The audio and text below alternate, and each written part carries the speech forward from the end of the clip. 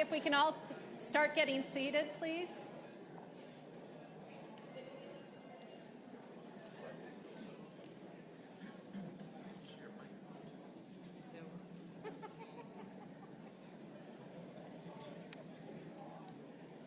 Good afternoon. I hope everyone had a good lunch. We're going to start our panels right now, and before we get started, let me just do an administrative housekeeping note. On the two aisles here, there are microphones. If anybody has questions at the end, please come forward to the microphones, identify yourself, and say what organization you're affiliated with. That way, the people who are in the overflow room can hear you and know who you are, and we can know who you are as well. So I'd like to welcome everybody to our first panel. We will be talking about industry and cybersecurity, how industry supports the Department of Defense and Homeland Cyber mission. We have a great panel today. We were supposed to have 4 individuals. We may still. He's on a plane right now. But we have 3 individuals who have a lot of experience in both government and private sector. And so they're here to offer both sides of that perspective as we talk about what industry can do in furthering the cyber mission and in mitigating and preventing threats. At the far end, we have Mike McConnell. Admiral McConnell served as an intelligence officer in the U.S. Navy, and in 1992 was named the director of the National Security Agency by President Clinton. He left government service in 1996, retiring as a vice admiral, and joined Booz Allen Hamilton. He was called back to the government in 2007 by President George W. Bush, this time to lead the entire intelligence community as the Director of National Intelligence. Over the next 2 years, Admiral McConnell was a driving force behind legislation to update foreign intelligence surveillance laws.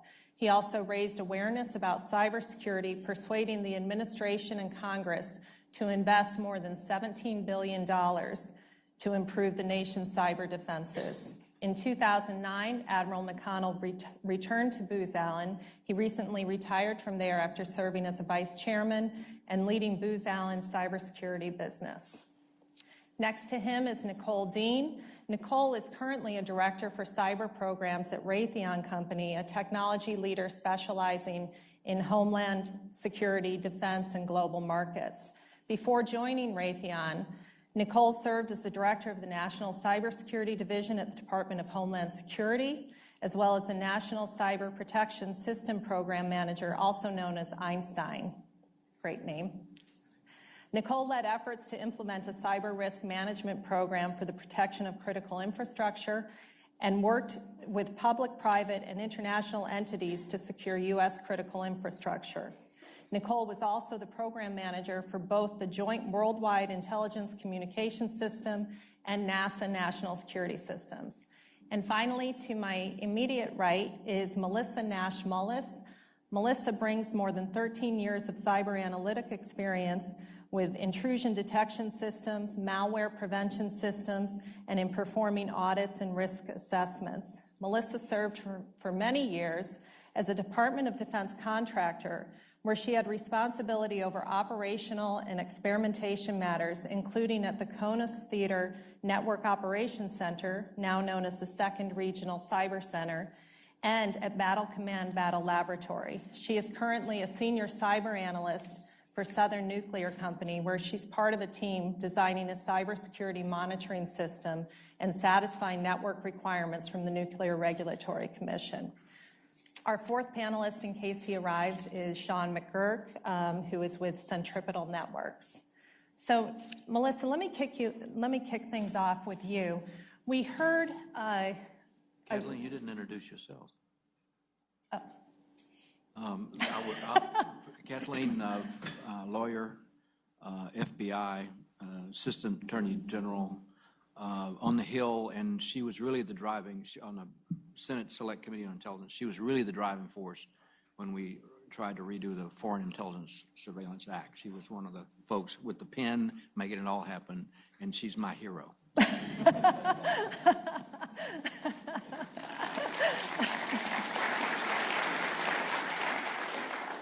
I can tell you, Admiral McConnell, I still have those battle scars, and I'm sure you do. It was not a pleasant fight, and unfortunately, they're going to be doing it again, but I think without both of us in the room. So thank you very much.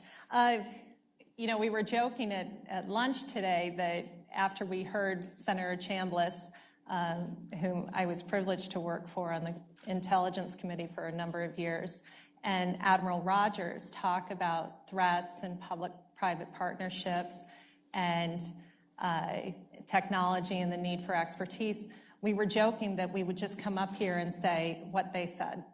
And you know, they really did a phenomenal job outlining what the issues are. These three individuals can offer the private sector expertise, the industry perspective on all of those issues. So, Melissa, let me start with you. When you look at what you do with Southern Nuclear has 6 nuclear reactors in Georgia and Alabama. So obviously getting cyber right is a huge priority. The stakes are high. What vulnerabilities are you looking for? Well, what we're worried about, the type of vulnerabilities, is coming from a vendor. But seeing as how our power plants are not necessarily connected through the internet, we're worried about vendors that need to provide updates to our control systems and bringing those in on thumb drives. That's our big issue. And what we're trying to do to combat that is requiring vendors to digitally sign their updates, as well as providing hashes. Melissa, they can't hear you. You need to get closer. I'm sorry. Can you hear me now? Do I need to start over? No, go ahead. Okay. Well, what we're going to be requiring for our vendors is that they digitally sign their updates and provide hashes so that we can ensure the confidentiality and integrity once we receive those before we introduce those into our control systems. So from a vulnerability threat standpoint, you're looking at things not just from a technical standpoint, but from a human error standpoint, and Yes. or intentional intrusions. Obviously, Southern Nuclear is dealing with some pretty weighty issues here. From a public safety standpoint, how serious is this threat? How seriously do you take it also? We take it very serious due to the fact that we are protecting nuclear reactors. If you know, something were to come in and possibly affect that nuclear reactor, now we're talking public safety as far as, you know, that's our number one priority, is protecting the public from any nuclear radiation or any threat to that. So public safety obviously drives what you're doing. Nicole, the FBI stated earlier this week that 500 million financial records had been stolen just in the past 12 months. What does that say to you about that type of threat? Are the hackers really just that good? Are we doing the right thing? So I don't know necessarily if it's the hackers are that good. I think it's twofold. And the number they stated is just what they know about. The number could be much larger than what was actually reported. But actually, almost anybody can commit a financial crime nowadays. If you have a laptop and $100, you can go download the right tool set, and you don't need to even be a technologist to be able to perform these things. You know, from an industry, you know, everybody's talking about you know, Target and Home Depot and JP Morgan, et cetera, et cetera. A lot of the issues that you're finding is basic cyber hygiene that still is not being done correctly out there. We are not still doing a good job, industry writ large, keeping systems patched, keeping everything up to date. And so the bar isn't high for anybody with a little bit of cyber savvy knowledge with malicious intent.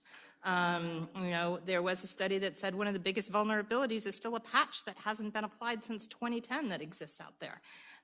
So I think until everyone gets better from a cyber hygiene perspective, you're going to keep seeing these things happen over and over again because the door's wide open for people with malicious intent. So obviously, as we look at the cyber hygiene issue, that requires buy-in at all different levels of a company. And we were talking for a minute about the hacks and the breaches that we've seen in the headlines. Admiral, when companies look at what's going on in the cyber world, it seems to me that we can look at this from a purely criminal mindset and look at all these breaches and say, okay, that's cyber crime, Russian organized crime, et cetera. Let's talk about the national security aspect that Admiral Rogers was talking about this morning, especially with respect to economic cyber espionage. What do you think about all that? First of all, I'd start off by saying that I've been doing cyber before cyber was cool, so I have been focused on this. Which is why it's cool today, because you started it. No. I just started early in 1992. One of the things I find interesting is a lot of us have been giving speeches and writing papers and talking to our members and having dialogue about this for a long time. I find it interesting that what is driving the dialogue today is criminal activity. And quite frankly, of all the various kinds of cyber penetrations or degradations or whatever it might be, I think criminal-wise it's important. Quite frankly, it's the least threatening to the country in a national security context. Now what do I mean by that? Now, criminals will steal money, and we'll have to get better at sharing information and try to make it more secure and that sort of thing.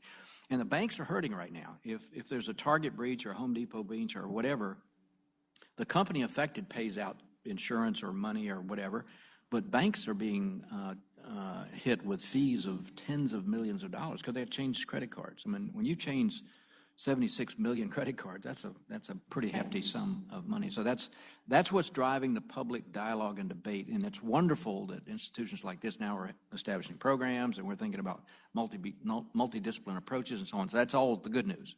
Now here's the bad news. Meantime, nation states are inventing cyber attack tools by the thousands. Zero-day exploit attacks never been used. The Chinese, who are the most prolific, about 80% of economic espionage today, are using those tools for extraction of very valuable data, source code, research and development, business plans, innovative ideas, whatever it might be, for a simple reason. They're looking for competitive advantage, and they're doing it at the terabit level. And while that gets almost zero attention, we kind of mention it in passing, it's zero attention. I think that is much, much, much more important in a national security context than the theft of some money that we read about in the newspaper. When you're taking plans for the next generation airplane or the next generation of Google's software, or you pick your topic, it's going out the door at a pretty rapid rate. There's also the cyber warfare dimension. Nation states are building tools and then planning them so that if we're mad at them or they're mad at us, we have a disagreement, they can turn off the lights or cause terrible things to happen. Now, here's my greatest worry. If the Chinese and the Russians and others are producing thousands of malware attack tools, zero-day exploits, never been used before, and they can be put in a little device like a laptop or something even smaller, that's low cost, very portable. How long is it before some extremist group, and you probably can imagine an extremist group or two out there, that wants to change the world order, how long is it going to be before they get some of those tools that can do some strategic harm to the country? Now, we talk about the 16 infrastructures that Admiral Rogers mentioned. Let me make it very personal. Your money. This economy is the most productive economy in the history of the world. $16 trillion a year. Now, capture the number, 16 trillion and the time, a year. You know how much money goes to the global banking system every day? 13 trillion. Now think about that for a second. The world will not function without banks. We all agree the U.S. dollar is the unit of measure which the world will agree to. Because it's a unit of measure we agree to, you can do things like deliver oil or have it refined or buy gasoline or pay your light bill. Or it's that unit of measure which is essential. Of that $13 trillion a day that go through the banking system, half of it's cleared by 2 banks in New York City. Now, how difficult would it be to interrupt the clearing system and have impact on global banking? It would be relatively easy to do, and it would have a devastating impact, would have more economic damage on the nation and the globe than 9/11.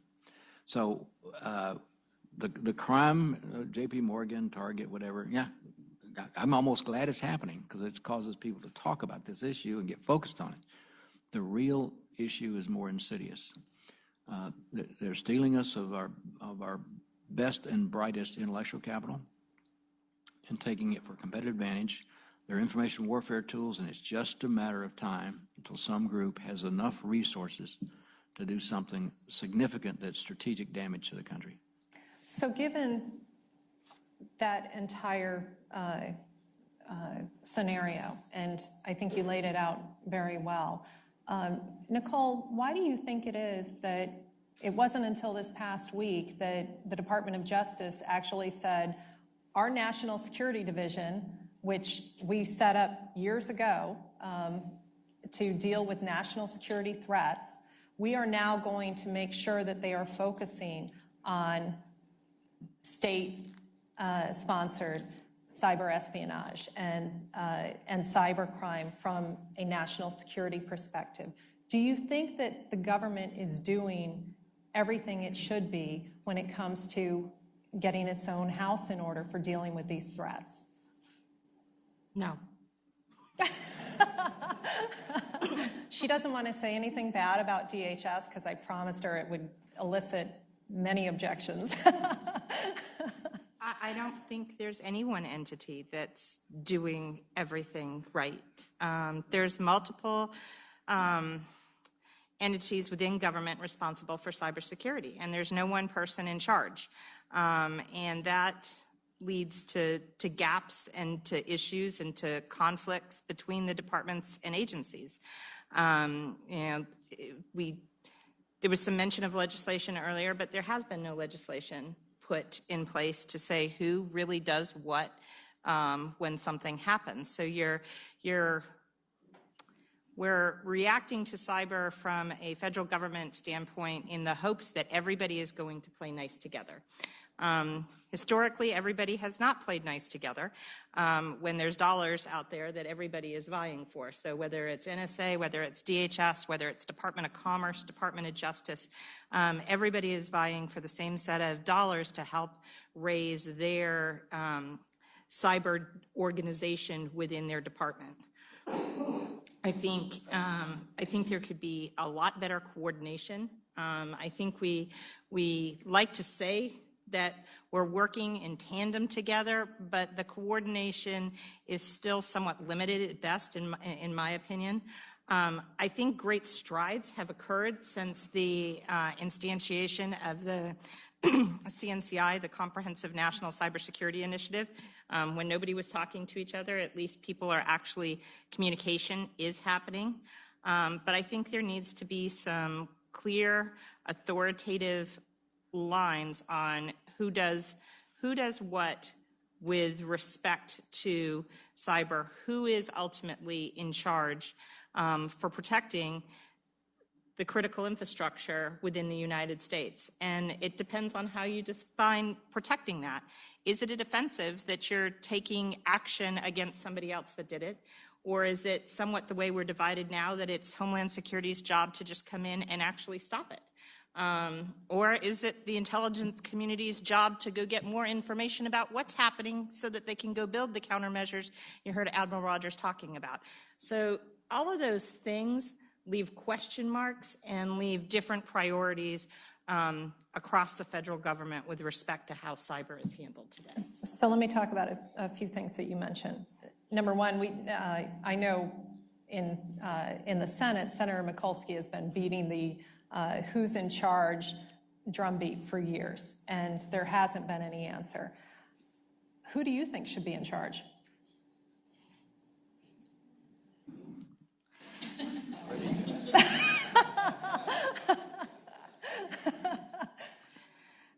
Okay, so I came to Raytheon from the Department of Homeland Security. Prior to that, I had always been DOD intelligence community. So, you know, I have a 50-50 hat. Honestly, I think it's Department of Homeland Security. I don't know that Department of Homeland Security could actually ever do the mission. From a manpower and a funding standpoint, I think the Department of Defense, specifically the National Security Agency, is probably much more suited to be able to handle the mission should something happen today. And the one thing that the DOD has that the federal side does not is they also have a military workforce. So you have both a civilian and a military workforce that you can surge rapidly should there be an issue. The civilian side of the house, meaning Department of Homeland Security, does not actually have that same type of ability. The Department of Homeland Security also being new, as far as departments go within the federal government, are still working through some of their growing challenges. So, you know, if something happened today, would they really truly be positioned to move forward? My answer is I really hope so, but I don't think they could do it without the true help and support of the other cyber departments and agencies that exist out there today. Admiral, I sense some desire to speak. Well, let me just offer a point of view for the audience to think about. And I want to use the Department of Defense as my example. National Security Act of 1947 created the Department of Defense after World War II. And it was while it was a good organization, did some useful things, it was largely dysfunctional in many ways. And it stayed dysfunctional because the services were competing for resources, very much like what Nicole just outlined. And it did not become a much more uniform, streamlined agency, department, until 1986. The act was called the Goldwater-Nichols Act. We are a nation of laws. We follow the law. And what the Goldwater-Nichols Act said is there are 4 people in the chain of command for military activity: the President, the Secretary of Defense, the Area Commander, and the Joint Task Force Commander. Now, notice I did not say the Chairman of the Joint Chiefs, not in the chain of command. I did not say the service chiefs, they're not in chain of command. I did not say the service secretaries, they're not in chain of command. So when you think about it, what really happened? The services, the chiefs and the secretaries raise, train, equip, period, stop, end of dialogue. The secretary is, with his area combatant commanders or functional commanders, is responsible for conducting military activities. And so the chain of command, the President, Secretary of Defense, the area commander or functional commander, to be TRANSCOM or some functional commander, and then the Joint Task Force Commander. When that law was passed, we got our act together. In my view, we became the most effective, formidable military force in the history of the world. Now, if you start with that, you back up now and just start over and think about this issue. This is a global issue. It crosses all boundaries. So the legislation that we're going to have the equivalent of Goldwater-Nichols, because bureaucracies who compete or whose missions overlap will never cooperate. It's just too much friction, as Nicole says, competing for dollars or my program's better than your whatever it is. So we have to have legislation that sets that legal framework for how this is going to work. Each organization, whether it's law enforcement or intelligence or DOD or DHS, brings some capability. But until you get the lanes in the road sorted out, and you've got the equivalent of a Joint Task Force Commander with the appropriate law for the authority. Now think about this from a congressional standpoint. What do you do if you're in Congress? You do 2 things. You appropriate money, and you pass an authorization that tells you how you're going to spend that money. On the executive branch side, czars don't do anything. They have no money, no appropriation, no oversight, no staff. So you have to give it to a department. So if you think about departments now, there's DHS, there's DOD, there's DOJ. All those are department heads. This is a joint fight. So how do you write the legislation that says, NSA, you go get that malware that's never been used before and figure out a way to give it to corporate America? And DOJ, you and the FBI figured out a way to do law enforcement that does not restrict our activity. And DHS, you figure out a way to exchange information from the private sector at network speed. And when you start to frame it that way, the whole landscape will start to shift, and in my view, will ultimately have a Joint Task Force Commander with the authority and the appropriation to execute that mission. Right now, they do not have the authority. NSA can collect that information, and it would be an anathema to the organization to give it away. It would be, in many eyes, illegal to give it away because it's classified. Well, if you think about how do we get to these classification rules we have, it's when we were breaking Nazi Germany code in World War II and the Japanese Purple Code. Need to know all that structure was generated for how we would protect that information because it was vital for carrying out a war. I would argue in today's world, the landscape shifted so dramatically, we've got to figure out a way to take classified information, sanitize it, and provide it at a minimum to the owners and operators of the critical infrastructure. So from the way I think about this, and I've been thinking about it and engaging on it and dialogue and debating it since 1992, the only way we'll get this right is the appropriate legal framework to assign roles and missions and authorities so you cross those boundaries and get the right focus going in both directions, from government to industry at network speed and from industry back to government at network speed, incentivizing industry with liability protection. Now let me make my last comment with regard to the incentives. I was in the Navy. If I had taken a tour out of the Navy before Goldwater Nichols, I would have been passed over for the next promotion. That's the way the Navy disciplined the Navy troops. We had our own ground force. Marines might argue with that. We had our own airplanes, and we had all the ships. Why do we need those other guys? And so that's why we thought we were the most important to get the money and so on. Well, when Goldwater Nichols passed, it said, hey, Commander McConnell, you want to make captain or you want to be competitive for flag? You will not be competitive unless you have joint qualifications in your resume. So if you think about an incentive for people to change, that's how you get change. How do you incent industry to want to share? You give them tort reform. You give them liability protection. If you've got a good program and you're target and you get breached, you don't have to pay out all that money because your program met certain standards. Now, we'll argue about what the standard is, but that's, in my view, is the way we ultimately solve this problem. So, Melissa, I saw you nodding as Admiral McConnell was talking about the importance of getting out classified and unclassified information. As an analyst, what information is important for you to see, especially when you think about the task of trying to protect a nuclear reactor? Well, any threats that the industry is seeing, whether it's DOD or other nuclear reactor facilities, is important. But the challenge that we have right now is we are not able to see that classified information unless we have somebody with that specific clearance.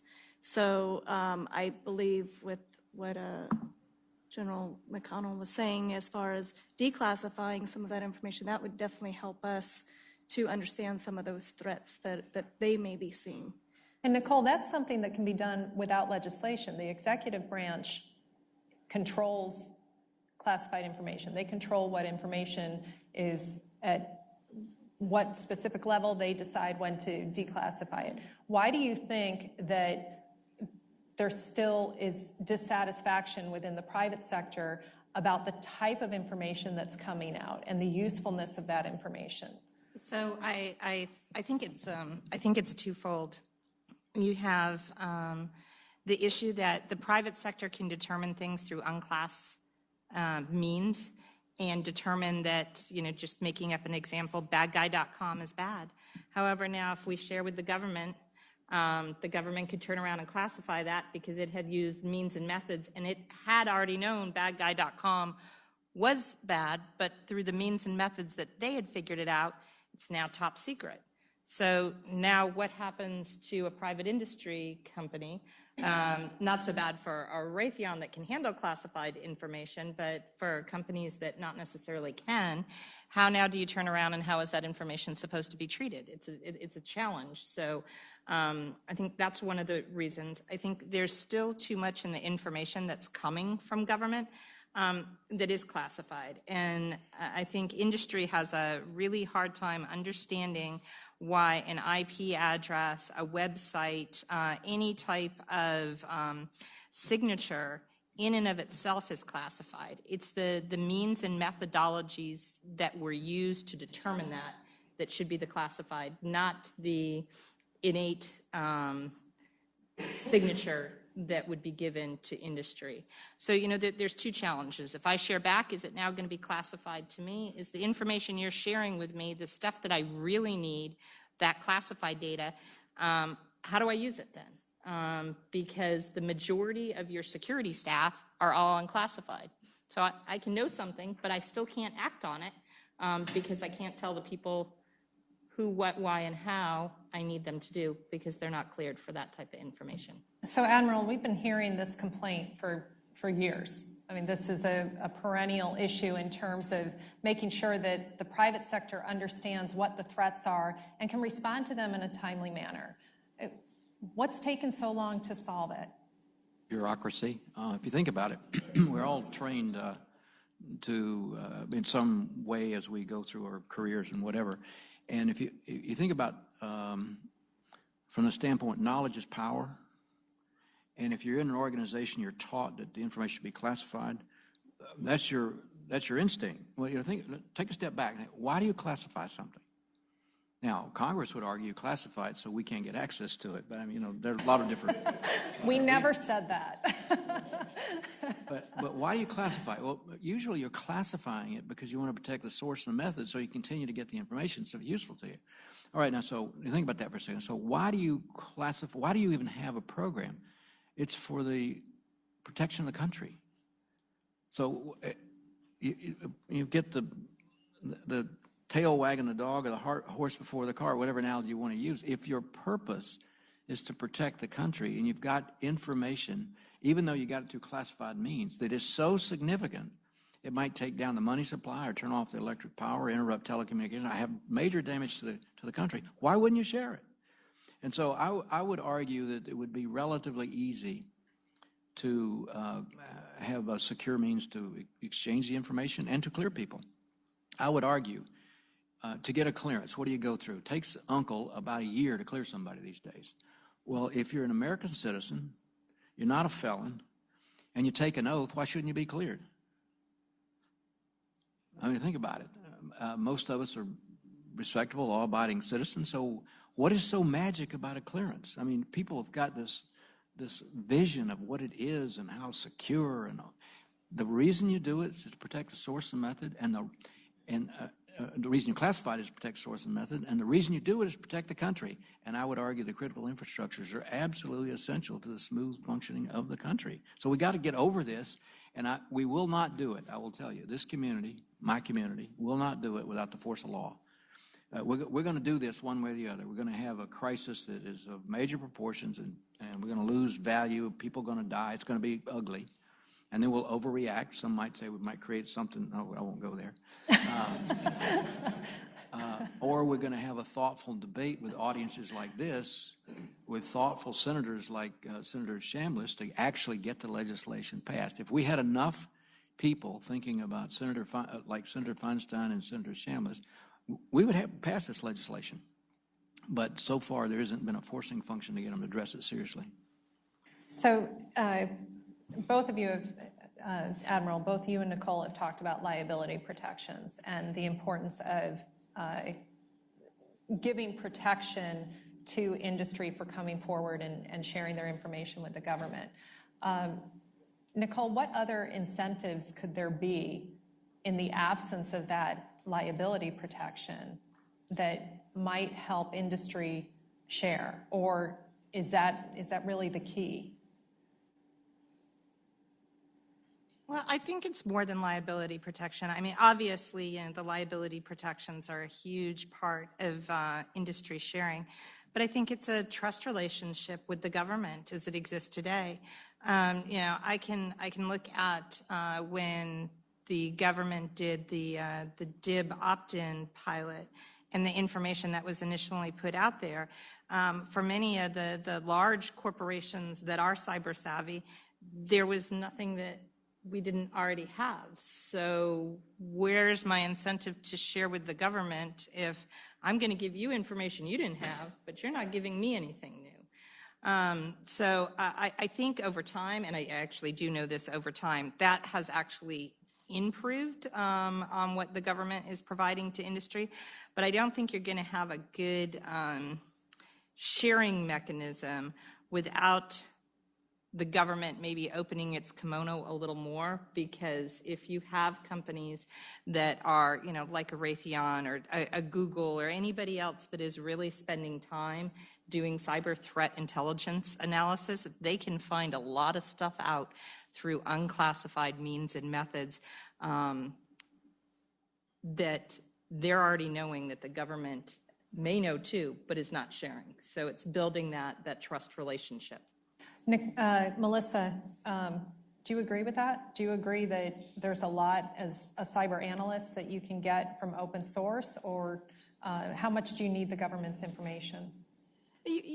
There's a wealth of knowledge out there on Google. So as an analyst, if you want to do the searching or networking by knowing other people, we can find out a lot, but I still think that you need that tie-in with the government, because they do have some of the additional information as far as that, what they're seeing maybe on a classified side or something like that. So I still think you need that interconnection there. Admiral, how important is that trust factor? Very important, but I don't think we're going to get it until we have some forcing functions. But let me just make a point for the audience to consider. There's only one organization in the entire country that's funded, authorized, and created for the purpose of getting that malware before it's ever been used. There's only one. That's the National Security Agency. So where I start with this, at a minimum, you got to understand that's useful information. So how do you make it move to the people who need it at the speed of light, given that you got the information? And so without industry having some incentives and having that information that's useful, then they're not likely to cooperate. I have some of my clients are bankers, and I have some friends in the cybersecurity business, in the banking business. And I was sitting down with one a couple of weeks ago, and I said, we know where it started, but where is it now? He said, first of all, I got a whole lot of people to call, and they all argue with whether I can talk to one or the next. I mean, Treasury wants me to talk to them. Homeland Security says I'm in charge, so I've got that problem. He said, but even when we do that and we've got a problem, it takes about 3 days to get anything useful. I mean, that's just not fast enough. This problem moves at the speed of light. So if you don't have the information and get prepared and move at machine speed, then someone could do major damage to the country before we could react in appropriate time. So that's it. At one level, they're just taking our intellectual capital and bleeding us of our competitive advantage. At another level, we could be hurt significantly in a short period of time, and our framing is just not adequate to cause that to flow at the right rates and the right volume and the right sensitivity of the data, or even protecting the data once it's received on the other end. Go ahead. To what he said. At the speed of light is, I think, the key to what you just said, because the way information is shared today, it's through email. Whether it's department to department to industry, files are emailed out right now in the various information sharing programs that exist today. You get an email once to twice a week to a set group of people within a company, or maybe only one person in the company. Mm-hmm. Well, what happens when that person goes on vacation? That information just sits until somebody gets back. Doing all of this via email and then having somebody to have to decompose an Excel file or go through multiple PDF documents to pull out those valuable nuggets of information does not get us to a time critical issue. I mean, you're 2 weeks too late at that point sometimes. So that machine speed, the government is not operating at that level today yet. So we've talked quite a bit about what government can do for industry in terms of giving information and support. If government can get that piece right, is it more likely that industry will reciprocate and provide more information if we can also get the liability protections in place? Do you see this improving as we go forward if we can actually put the right laws and policies in place? Anyone? I certainly see it that way. If you have an issue and somebody's helping you with it and it's being helpful to solve your issue, then you're more likely going to be cooperative. There's actually an initiative now in the private sector for companies to share information without attribution. So there's several startups, and here's the basic idea. That information that you're contending with, the malware you're seeing and how you address it, is useful. And then when a company says, well, let me share it with the other members of our industry sector, the general counsel say no, for the reasons, reputation damage or admitting they had a breach, all those things that go into that. So the startups are saying, look, let's generate a way to exchange information anonymously. You get to decide what's in the database. The value is the database.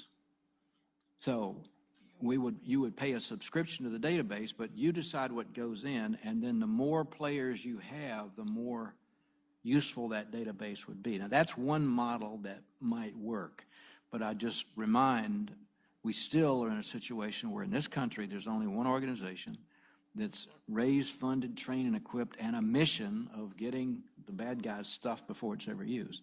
So that has to be factored in to get total effectiveness. Nicole, Melissa?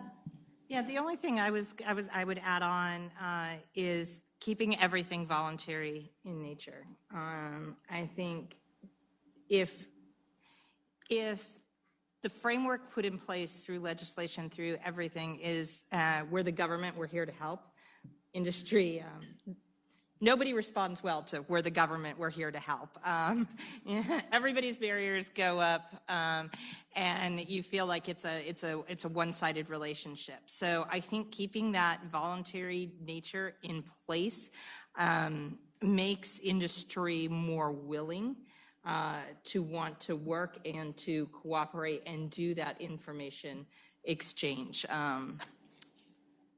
It also keeps industry from just feeling like they've checked a block. And I think the voluntary nature helps increase the trust and increase the relationship and increase the security so that we don't get that check the block mentality. I've met my mark. I told the government, now just go away and please don't come to my doorstep to help me. How likely is it that if we don't have legislation, the administration will just continue on a regulatory path to try to effect the same types of changes, but without a legislative structure?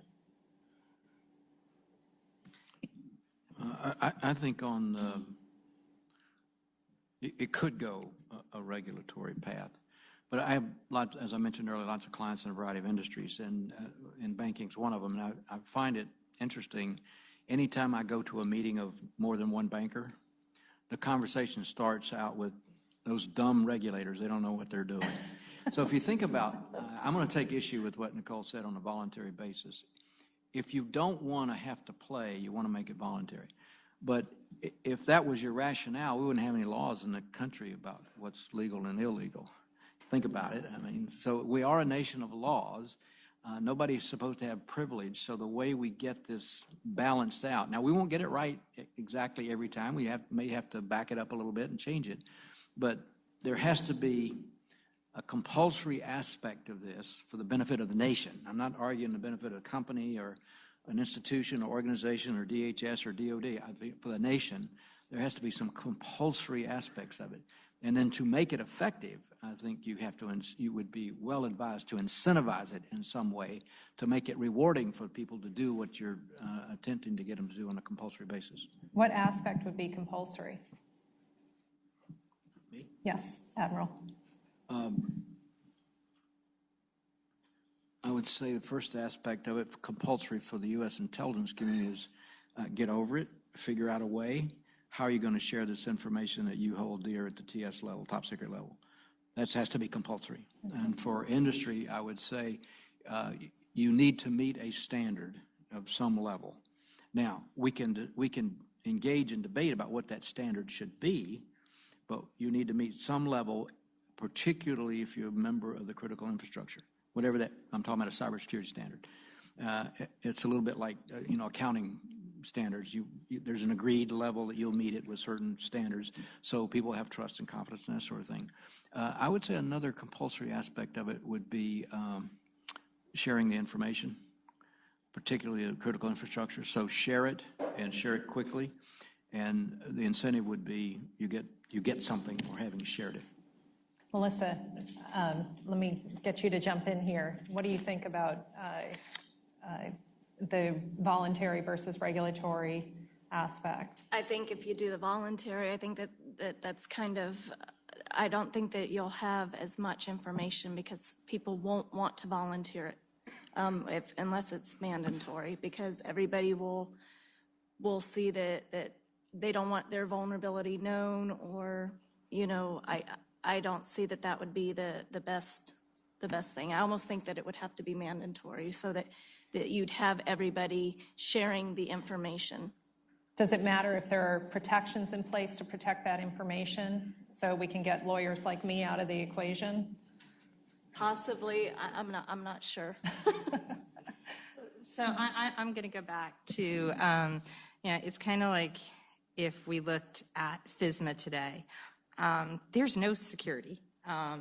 There's a lot of paper and a lot of block checking and a lot of compliance, but none of it equals security. And that's where I tend to lean towards the voluntary nature. And I think the voluntary will work, and I think it actually is working because it's voluntary to share information today.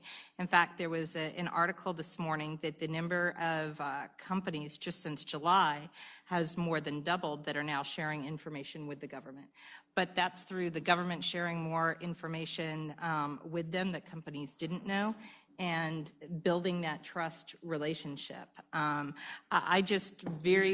I get very concerned having worked in the security side within the government, and you'd see the same thing in industry is, if I have a regulation, I meet the means of that regulation. I don't actually, but that does not actually equal that I am secure. Admiral, let's close it up with you and then we'll turn to questions. What I'd just highlight, FSMA, the law that was just referenced was passed mid-90s. And I remember I told you I started following this in the early 90s. Well, before that, I was a military member, and the last thing I'd ever want to do is have anything to do with security.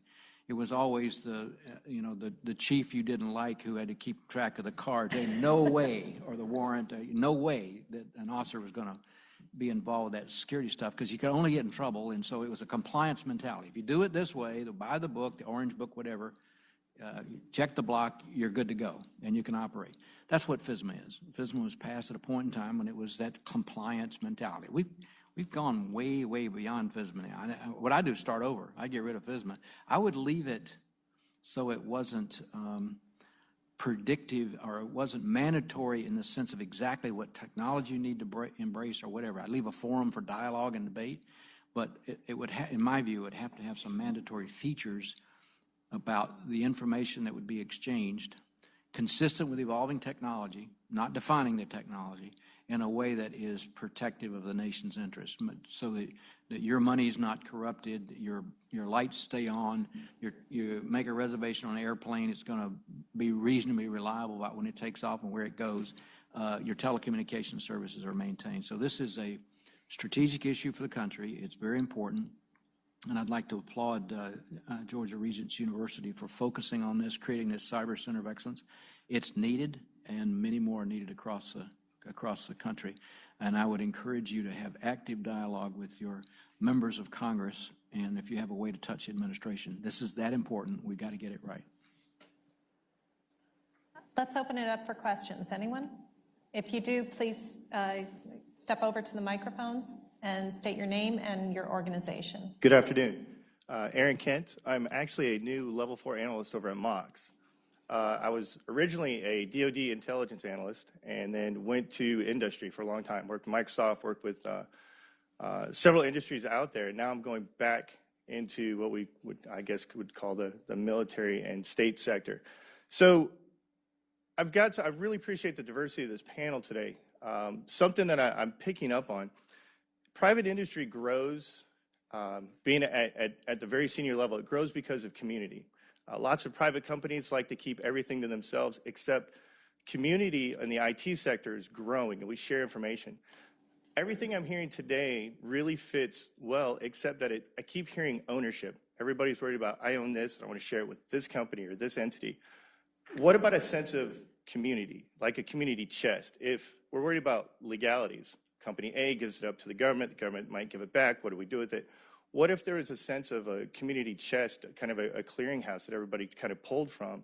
Would that not negate some of the legalities? Amen. Thank you.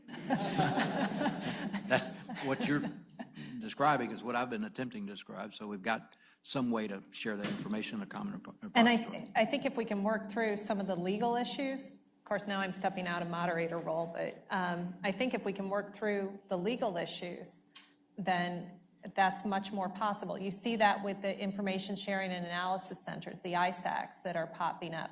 But they're sharing, these companies are coming into the ISACs and sharing, but still incurring tremendous liability risks. So I think that's the first part of it. Sir? John Walker, Savannah Riverside. I think I'd like to propose that the private industry does a much better job than the government at dealing with cyber threats. But I think that's because we don't know, we don't really have a clue as to what NSA can do because if they're not really sharing the information.